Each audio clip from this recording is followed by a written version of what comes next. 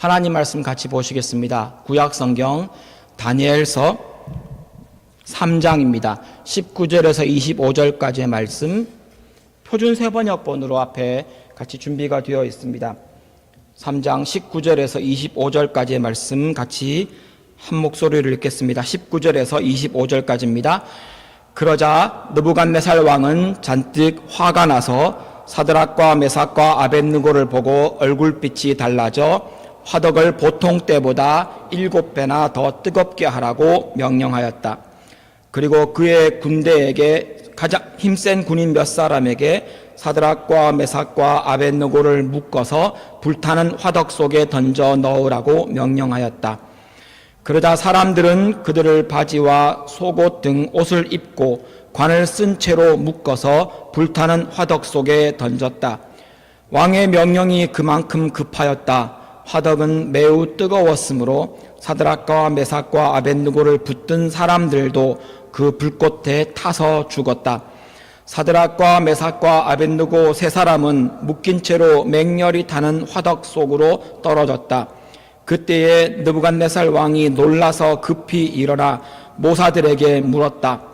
우리가 묶어서 화덕 불 속에 던진 사람은 셋이 아니더냐? 그들이 왕에게 대답하였다. 그러합니다, 임금님. 왕이 말을 이었다. 보아라, 내가 보기에는 네 사람이다. 모두 결박이 풀린 채로 화덕 안에서 걷고 있고 그들에게 아무런 상처도 없다. 더욱이 넷째 사람의 모습은 신의 아들과 같다. 아멘.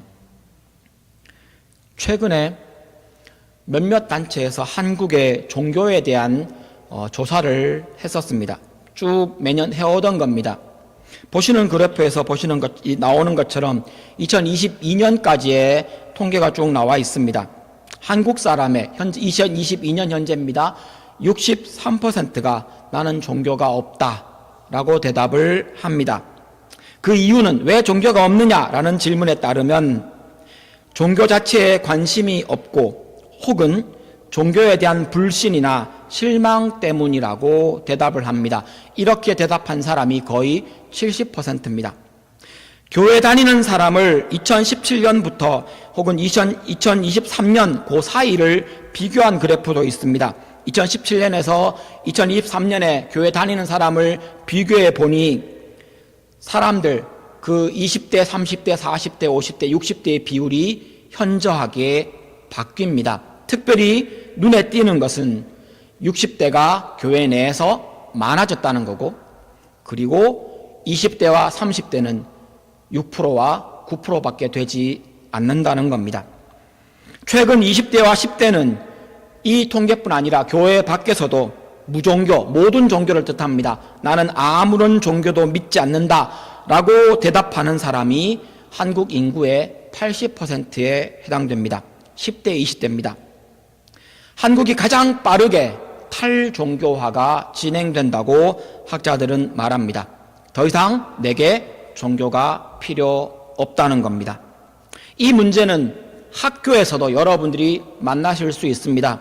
한인들뿐 아니라 사실은 이 이야기는 전 세계적으로 진행되고 있는 이야기입니다. 특별히 문명이 앞섰다고 말하는 서구권에서 더 급격하게 발생하고 있는 일입니다. 오히려 무슬림 지역과 다른 종교들이라고 말하는 다른 나라에서는 이 현상이 그만큼 두드러지지는 않습니다. 학교에서도 학문의 세계에서도 여러분 학술회 같은 데 가시면 만나시는 사람들이 그러하다는 겁니다. 예술 분야에서도 직장에서도 이제 신앙은 환영받지 못하는 추세가 되었고 특별히 기독교 신앙은 더 많이 배척받는 시대가 되었습니다. 사드락과 메삭과 아벳느고의 시대는 종교의 시대였습니다. 그래서 그 왕이 명령해서 신앙의 선택을 하라고, 저 금신상 앞에 절하라고 말하는 시대였다면 그때는 목숨 걸고 신앙을 선택해야 했습니다. 그만큼 위험했던 겁니다. 종교가 다르다는 이유 때문에 말입니다. 그럼 지금 이 시대에는요, 우상의 시대가 아님에도 불구하고 이 무종교의 시대, 무슬론의 시대에서도 동일하게 내가 신앙을 가졌다는 것만으로도 곤경에 빠뜨려질 수 있다는 겁니다. 현실을 보아야 합니다. 지금 우리가 살아가는 이 시대에는 내가 예수 믿는다, 아니 내가 신앙이 있다라는 것만으로도 불이익을 당할 수 있고 모자라는 사람 취급받을 수도 있고 때로는 그것이 미움의 대상이 될 수도 있습니다. 느부갓네살 왕은 자기가 세운 신상에 모든 관리와 신하들이 경배하기를 명령했고 사드락과 메삭과 아벤느고는 그 명령, 그 요청에 대답합니다. 아니 신앙적인 선택을 합니다. 아주 분명합니다. 16절에 보시면 그들의 대답이 나옵니다. 대답할 필요가 없답니다. 이미 마음은 정해졌고 왕이 무엇이라고 말하든 내게 어떤 결과가 오든 왕이시여 왕께서 임금께서 요구하시는 것에 대답할 필요가 없을 만큼 나의 태도와 나의 방향은 아주 분명합니다. 그리고 18절 말씀에 왕이 세운 그 금신상에 절하지 않기로 선택했음을 분명히 말합니다. 그리고는 19절에 그 선택으로 느부갓네살 왕은 극대노합니다. 그리고는 7배나 더 뜨거운 화덕, 이 화덕은 정확하게 표현하면 아마도 벽돌 굽는 가마였을 것으로 추측이 됩니다. 그것에 그 불을 7배나 더 뜨겁게 만들라고 명령합니다. 그림이 나오는 이 장면은 실제로 느부갓네살 왕이 다스리던 그 시대의 그 유적지를 복원해낸 그림입니다. 저기 보이는 것이 소위 아주 유명한 공중정원이라고 불리우는 사막 한가운데에 유프라테스 강으로부터 물을 끌어옵니다. 수로를 만들었습니다. 저기에 펼쳐져 있는 도로는 지금 만드는 도로보다 훨씬 더 견고하다고 합니다. 저기에 만들어진 모든 건물들은, 그리고 수로는, 길들은 모두 벽돌로 만들었습니다. 저 벽돌은 단단하고 방수가 되고 그 어떤 돌들보다 예쁩니다. 저 벽돌을 굽는 화덕, 저 벽돌을 굽는 가마가 그때 있었다는 이야기입니다. 보통 그 가마의 온도는 900에서 1000도 정도 될 것으로 예상을 합니다. 섭씨입니다. 근데 이 화가 난 느부갓네살 왕이 7배를 더 뜨겁게 하라고 명령했지만 사실은 기술적인 부분에서 7배만큼 더 뜨거워지기는 힘들었을 것 같습니다. 그래서 오히려 7배 더 뜨겁게 만들어라라는 이 말이 너희들이 할 수 있는 만큼 최대한 뜨겁게 만들어라라는 말이기도 하지만 왕이 얼마나 화가 났는지를 표현해주는 말로 들을 수 있을 것 같습니다. 아마도 신하들이 그 극대노하는 느부갓네살 왕의 마음에 따라서 불을 최대한 지폈다면 그때의 공학기술로 추측해보건대 한 2000도씨 정도까지 올라갔을 것으로 추정이 됩니다. 이 온도면 우리가 알고 있는 금속 대부분이 녹습니다. 금, 은, 구리, 니켈, 백금, 티타늄까지 다 녹일 수 있는 온도입니다. 다른 말로 근처에만 가도 다 타 죽는 온도라는 겁니다. 모든 물질, 우리가 알고 있는 단단한 물질들이 다 녹아버릴 거라는 이야기입니다. 20절에 보면 그 불에 사드락, 메삭, 아벤느고가 그들을 던져 넣으라고 왕이 명령합니다. 21절에, 굳이 21절에는 그들이 속옷부터 옷까지, 머리에 관까지 썼다. 이들은 관원이었으니까요. 공무원이었기 때문에, 리더였기 때문에 머리에 관을 썼던 것 같습니다. 그걸 다 입었다라고 굳이 표현해 줍니다. 왜냐하면 그 뒤에 그들의 모습을 정확하게 이해하기 위해서입니다.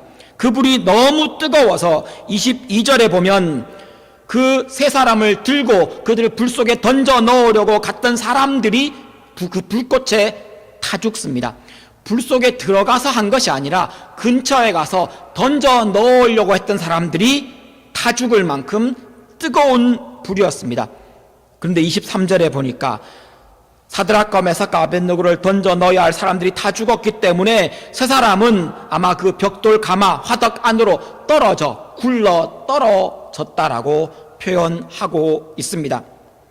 사드락, 메삭과 아벤느고가 믿음대로 선택했는데 이들이 한 게 뭡니까? 나는 금신상에 절하지 않고 하나님만 섬기겠습니다. 혹 그 결과를 내가 죽음으로 받아들여야 한다면 그대로 하겠습니다 라고 하는 그들의 신앙 고백을 했을 뿐입니다. 이들이 누구를 해롭겠습니까? 아니요. 이들은 충성스러운 신하였고 정치도 잘하고 관리도 잘하는 정말 유능한 인재들이었습니다. 근데 그들은 미움받았고 그들은 배척받았으며 이제 곤경에 처해 죽게 그 죽음의 순간을 맞이합니다. 사드락과 메삭과 아벳느고의 고백에 따르면 이들은 죽을 각오를 했던 겁니다. 근데 이런 질문을 던질 수 있습니다. 이게 죽을 만한 일이냐는 겁니다. 신앙 고백한 것이 죽을 만한 일입니까? 그러나 이 세상에서 그때도 지금도 우리는 신앙 고백을 하고 신앙대로 살아가려고 선택하는 순간 곤경에 처하실 것이고 어려움을 당할 수도 있으며 죽을 수도 있다는 겁니다.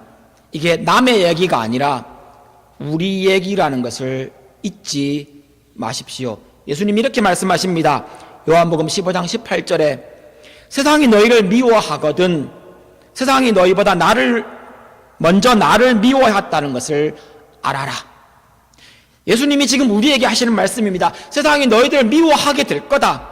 이 요한복음 15장은 예수님이 잡히시기 전날 여러분 잘 아시는 주의 만찬 마지막 만찬과 발을 씻겨주는 그 장면 이야기에서 나오는 예수님의 당부 말씀입니다. 세상이 너희들을 미워할 거다. 왜냐하면 나를 먼저 미워했기 때문에 너희들이 미움 받을 거다. 19절입니다. 너희가 세상에 속하였다면 세상이 너희를 자기 사람이라고 생각해서 사랑했을 거다. 하지만 너희는 세상에 속하지 않고 내게 속한 사람이다. 내가 너희를 세상으로부터 뽑아내었다. 그러므로 너희들은 세상으로부터 미움받게 될 것이다. 여러분, 우리는 이 땅에서 그 시대가 종교의 시대이든 그 시대가 요즘처럼 탈종교의 시대이든 이 세상은 똑같습니다. 우리는 믿음을 지키며 살아가는 한 세상으로부터 미움받을 것을 기대하며 살아가야 합니다. 세상에서 사랑받지 못한다고 너무 놀라지 마십시오. 세상이 나를 미워한다고 그것이 이상하다고 여기지 마십시오. 올 것이 온 겁니다. 세상은 우리를 미워합니다. 왜요? 나는 세상에 속한 사람이 아니기 때문입니다. 특별히 더더욱 우리가 신앙 고백하며 믿음대로 살아가며 신앙대로 살아가려면 많은 부분 손해보아야 할 수도 있고 어떨 때에는 무시받을 수도 있고 곤경에 처할 수 있다는 겁니다. 우리가 살아가는 삶의 방향이 이 세상과 전혀 다르기 때문입니다. 내가 신앙을 지킨다고 살아가고 있는데도 나는 세상으로부터 사랑받고 세상과 전혀 갈등이 없고 이 땅을 살아가면 모든 것이 마냥 좋으십니까? 죄송합니다. 예수 다시 믿으십시오. 그건 우리의 삶의 방향이 아닙니다. 그렇게 살아갈 수 없습니다. 세상을 살아가면서도 하나님을 믿는다고 고백하면서도 믿음을 지킨다고 말하면서도 이 세상의 가치와 전혀 갈등이 없다. 돈을 사용하면서도 여러분이 권력을 사용하면서도 여러분이 학문을 하면서도 일을 하면서도 그 어떤 순간에도 힘들지 않다. 예수 다시 믿으셔야 됩니다. 여러분의 삶의 방향이 정말 성경을 향하고 하나님을 향한 것인지 다시 되짚어 보셔야 합니다. 우리의 소속이 다릅니다. 우리는 이 세상 사람들과 다른 삶의 방법, 다른 삶의 방향을 가지고 있으며 우리는 하나님께 속한 사람들입니다. 이 세상에 속한 사람들이 아닙니다.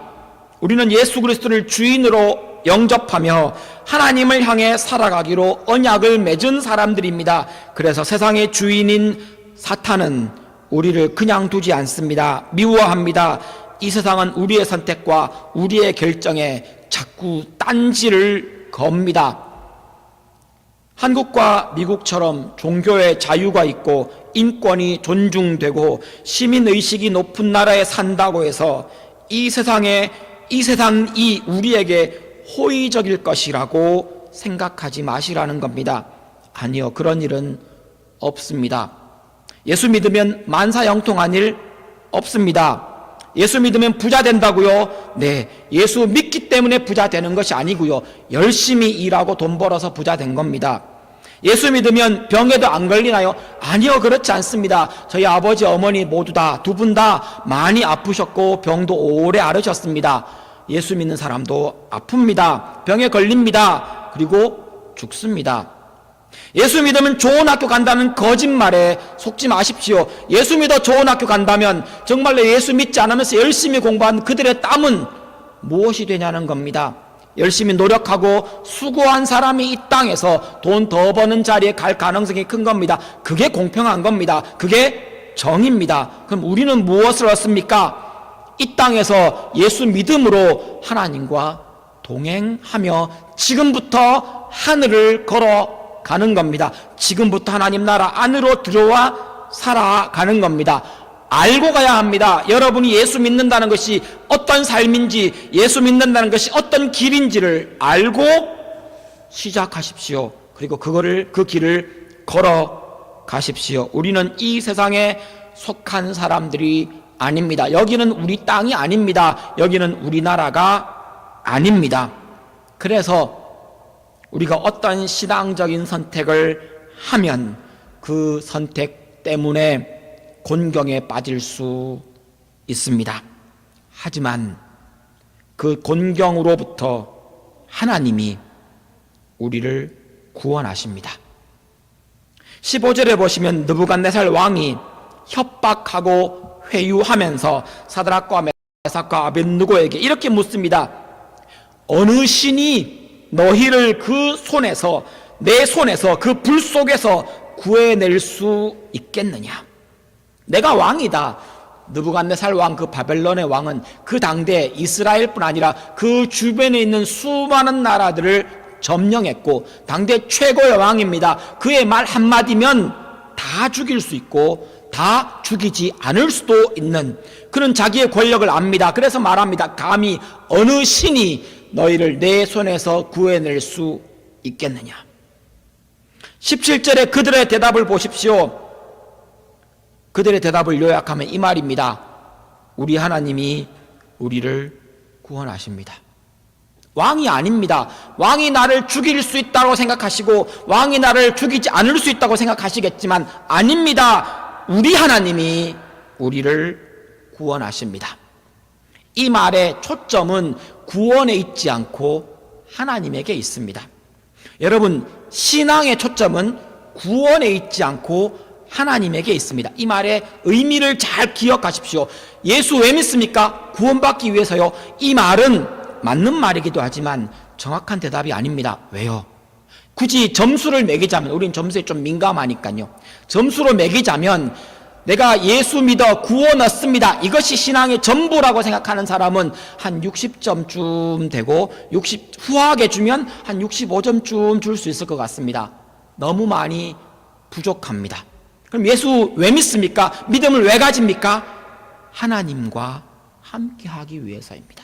이게 신앙의 본질입니다. 하나님과의 관계를 회복하는 겁니다. 그래서 창세기에 선악과 얘기를 한 겁니다. 너희들의 그 일 때문에 관계가 깨어졌다. 하나님으로부터 떨어졌다. 이것을 우리는 죄라고 부릅니다. 하나님으로부터 분리되었다. 그러므로 예수 믿고 내가 죄인임을 인정함으로 하나님과 함께 다시 할 수 있다. 하나님을 얻을 수 있다. 하나님이 너희들의 왕이 되어주신다. 내가 하나님 백성이 된다. 이것을 구원이라고 부르고, 우리가 믿는 이유는, 믿음의 목적은, 믿음의 궁극적인 상은 하나님이 우리에게 오셔서 하나님이 우리의 모든 것이 되어주시고 하나님이 내 마음을 채워주실 뿐 아니라 하나님의 내 인생의 주인 되시는 것, 이것이 믿음의 목표이며 믿음의 궁극적인 도착 지점입니다.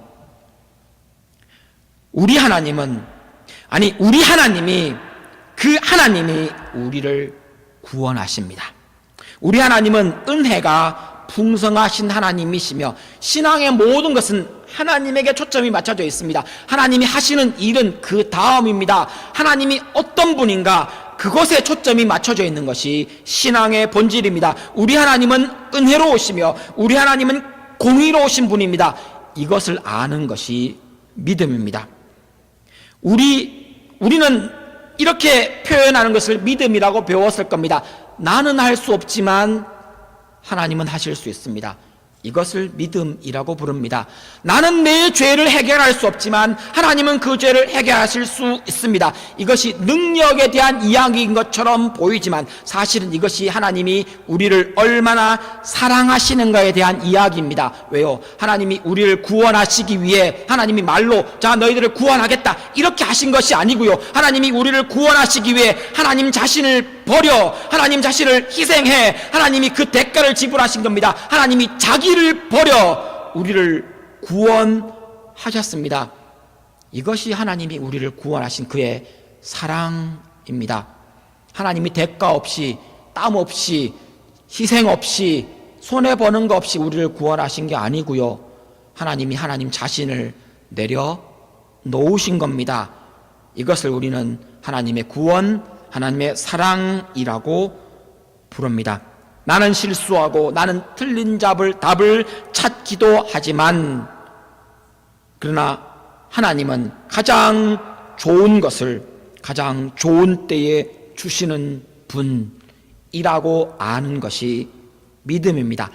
모든 믿음, 신약부터 구약부터 신약까지 창세기부터 요한계시록까지 믿음은 온통 하나님에게 집중되어 있습니다. 하나님이 어떤 분이신가? 하나님이 무엇을 나에게 해주셨는가? 그 일도 중요하지만 하나님이 왜 하셨는가? 하나님이 나를 얼마나 사랑하시는가? 라는 것이 우리 믿음의 초점입니다. 이게 해결되고 나면 하나님이 하시는 일을 내가 충분히 이해하지 못해도 하나님이 왜 그러셨는지, 그때 왜 그렇게 하셨는지, 하나님이 왜 그 방법을 사용하셨는지, 하나님이 왜 안 주시는지, 하나님이 왜 내게 응답해 주지 않으시는지, 하나님이 그 일로 인해 내가 아프도록 그냥 왜 그렇게 놔두시는지 하나님의 일이 받아들여지기 시작합니다.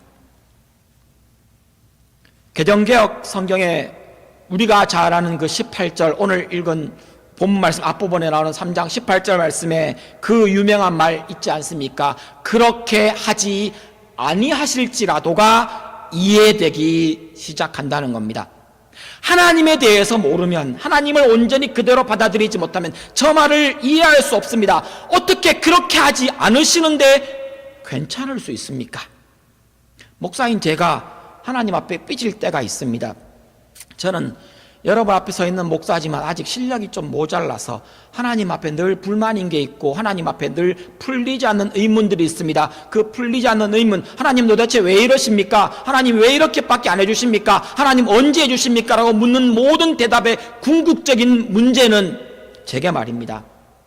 하나님의 성품과 하나님의 존재와 하나님의 성품을 내가 온전히 받아들이고 있지 못하기 때문입니다. 나로서는 이해할 수 없는 겁니다. 하나님 왜 저런 인간을 저렇게 사용하십니까? 여기 괜찮은 사람 있지 않습니까? 라고 하나님 앞에 아뢰는 제 모습입니다. 지금 내가 다 이해할 수 없어도 나의 작은 머리로 모든 것을 다 헤아릴 수 없어도 내 생각에 다른 길이 더 좋아 보여도 하나님이 옳다고 인정하는 것, 하나님이 하셨다면 네, 그 길이 맞습니다라고 그렇게 인정할 수 있는 것이 믿음이라는 겁니다. 그래서 우리 하나님이 우리를 구원하신다는 이 말의 의미가 그제서야 우리 마음의 자리를 잡습니다. 우리 하나님이요, 그 하나님이요.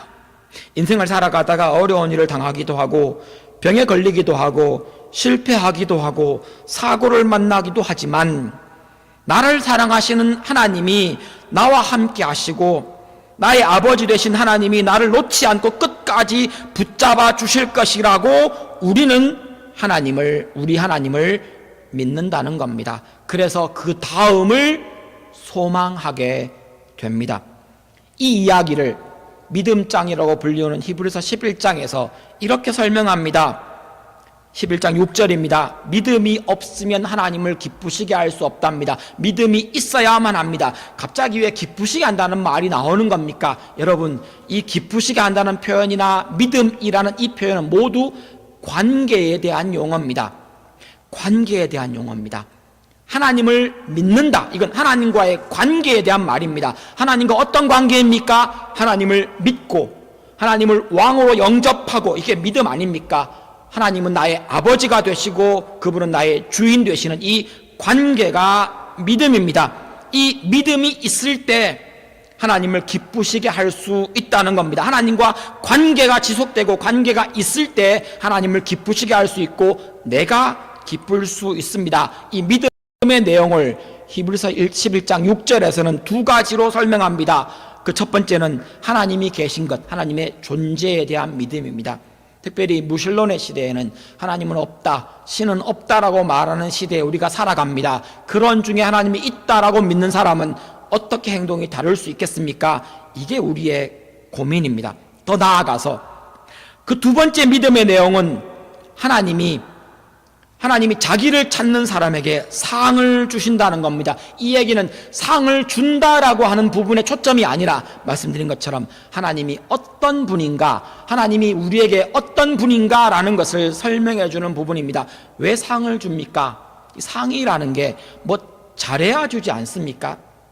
아무것도 안 한 사람한테 상 주지 않습니다. 만약에 그런 거라면 하나님이 은혜 주신다라고 표현하는 것이 더 적절할 겁니다. 그런데 히브리서 11장 6절은 믿음을 이야기하며 하나님이 자기를 찾는 사람들에게 상을 주십니다. 이 말은 하나님이 하나님 앞을 찾아오는 사람, 하나님 앞에 매달리는 사람, 하나님을 믿는 사람에게, 하나님께 나오는 사람에게, 하나님 앞에 정직하게 그 모습을 드러내 보이고 하나님을 만나고자 하는 사람에게 잘했다, 잘했다, 잘 왔다, 잘 왔다 라고 상을 주신다는 겁니다. 하나님이 그걸 굳이 칭찬해 주시고 굳이 되갚아 주신다는 겁니다.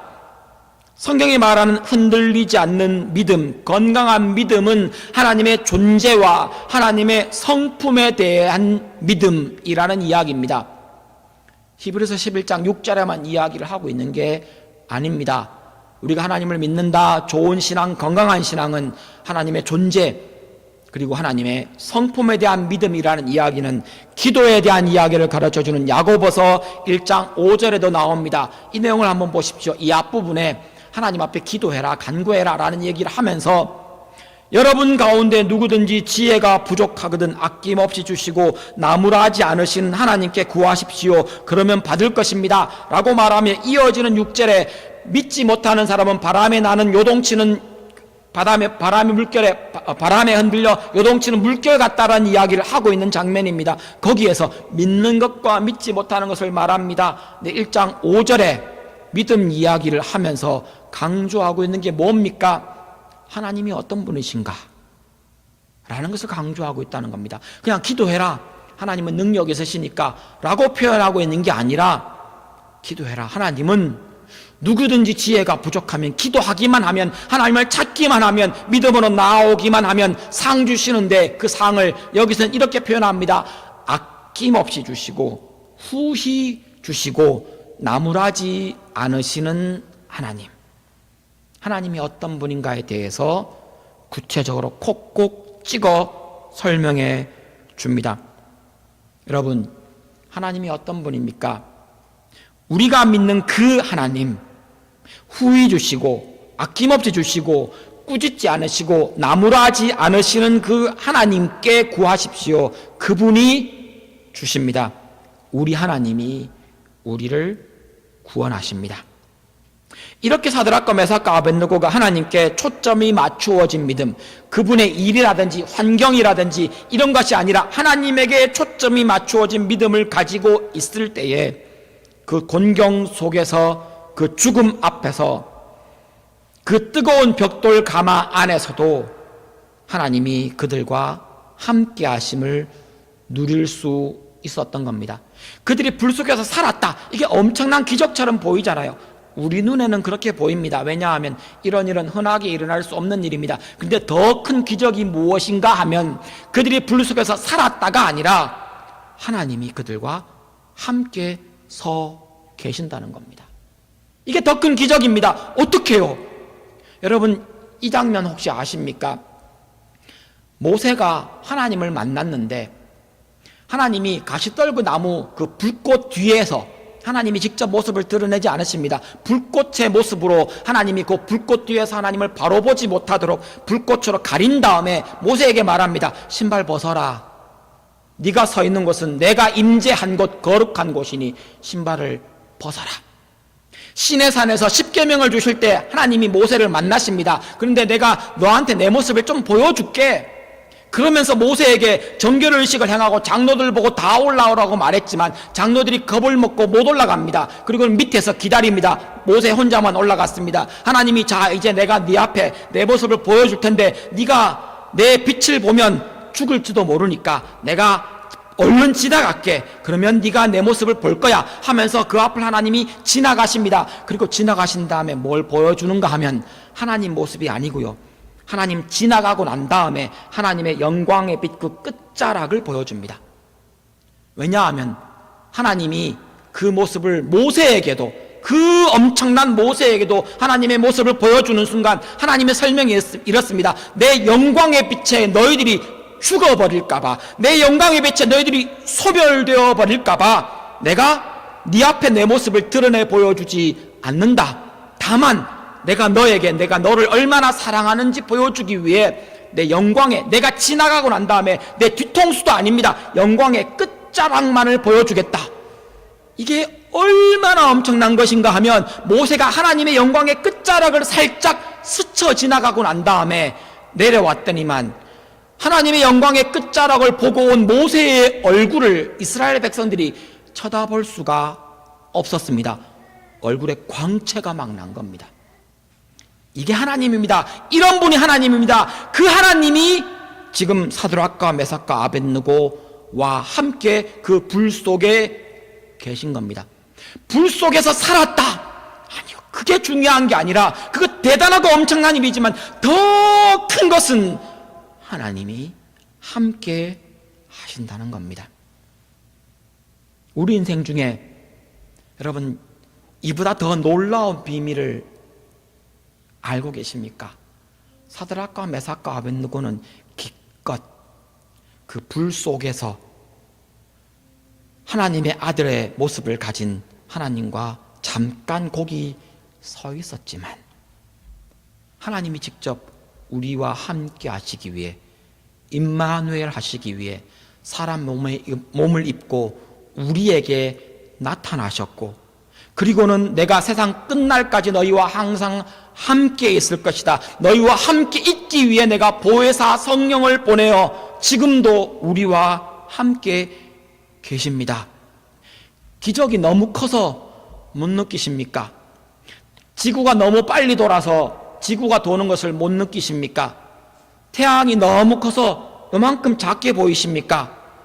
여러분, 지금 우리가 하나님과 동행하고 있고, 아니 정확하게 하나님이 우리와 함께 하고 하시고 계신다는 이 놀라운 기적을 예수 믿는 우리가 매일 매순간 누리고 있으면서도 우리는 그 놀라운 큰 기적을 기적이라고 생각하지 않는 대단한 사람들입니다. 진짜 기적은 내가 예수 믿도록 마음이 변한 것이 세상 그 모든 기적보다 큰 기적이고, 내가 예수 믿었다니까요. 내가요. 여러분이 예수 믿은 게 세상에서 제일 큰 기적입니다. 여러분처럼 고집세고, 여러분처럼 하나님 앞에 교만하고, 여러분처럼 자기밖에 모르고, 여러분처럼 자기가 죄인임을 절대로 인정하지 않는 우리가, 내가 죄인임을 주 앞에 인정하더라니까요. 그리고는 예수를 믿습니다. 이게 하나님이 우리와 함께 하시는 이 일이 세상에서 가장 큰 기적이며, 그들이 불 속에서 살아남았다고 하는 것보다 더 놀라운 일입니다. 하나님이 함께 하시면 불꽃 속에서도 평안할 수 있습니다. 여러분에게 평안이 필요하십니까?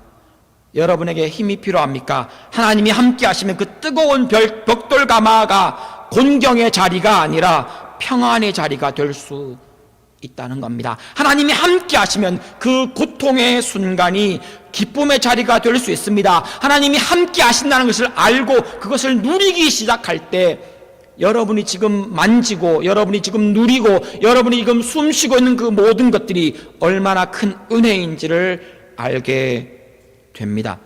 하나님은 우리를 구원하시며 하나님은 우리를 보호하시며 하나님은 우리를 끝까지 놓지 않으시고 하나님은 우리를 마지막 날까지 보존하십니다. 나는 할 수 없지만 하나님은 하십니다. 나는 실수하지만 하나님은 실수하지 않으십니다. 나는 하나님을 향한 이 손을 놓을 수 있지만 하나님은 절대로 우리의 손을 놓지 않으십니다. 그 하나님이 우리와 함께 하십니다. 지금은 이 시대에는 종교가 매력적이지 않은 시대입니다. 과학이 종교의 자리를 차지하고 논리적인 이성이 성경을 비웃는 세상입니다.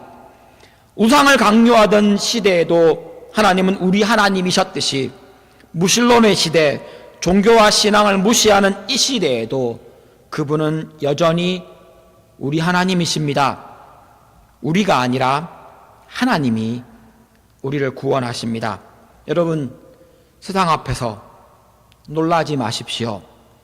세상 앞에서 두려워하지 마십시오. 하나님이 여러분과 함께 하십니다. 우리 하나님이 여러분과 영원히 함께 하시기를 우리 주 예수 그리스도의 이름으로 축원합니다. 기도하시겠습니다.